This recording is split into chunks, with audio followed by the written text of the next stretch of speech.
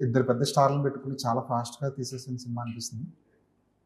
అంటే అది కుదిరితే అలా అయిపోతది అంతే. మన చేతిలో ఏం లేదు.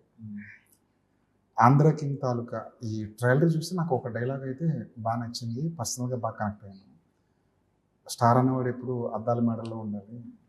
కాదని రోడ్డు అద్దాల మీదకి మేడలో వస్తే కాదని రోడ్డు మీదకి వస్తే పల్లకి పల్లకి మోస్తుంది జనాలు కూడా కింద దించేస్తారు. అభిమానులు కూడా. అభిమానులు కూడా.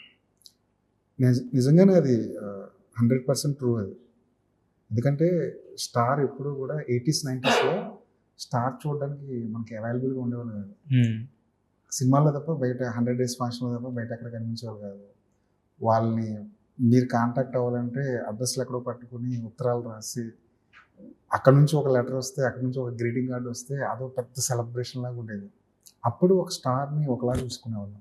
కానీ ఇప్పుడు ట్విట్టర్లో స్టార్ ఉన్నాడు, సోషల్ మీడియాలో స్టార్ ఉన్నాడు, యూట్యూబ్లో స్టార్ ఉన్నాడు, థియేటర్లో స్టార్ ఉన్నాడు. బయట ప్రతి ఒక సినిమా ఈవెంట్ జరుగుతుంటే 10 సార్లు స్టార్ కనిపిస్తున్నాడు.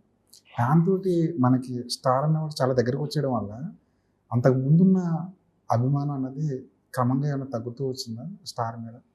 అదే స్టార్ అనే నౌన్ ఫామే లిటరల్లీ స్టార్ అనమాట. అంటే ఆకాశంలో ఎక్కడో ఉంటాడనేది. సో మీరంటున్న యూట్యూబ్ ఛానల్స్లో కానీ సో అండ్ XYZ ఇది టెక్నాలజీ వల్ల నలుగురికి ఎక్కువ మందికి తెలుస్తున్నాం. అంత మాత్రాన మనల్ని వాళ్ళు వర్షిప్ చేస్తున్నట్టు లేదా వాళ్ళు చాలా కిందగా ఉండి మిమ్మల్ని పైకి చూస్తున్నట్టు అర్థం కాదు. మనం ఎక్కువ మందికి తెలుస్తున్నాం అంతే. Our presence is known to many people. So you can call them as somebody whom most of the people know అంతే. I don't think they are stars అని అంత పెద్ద ట్యాగ్ అవసరం లేదని నా ఫీలింగ్.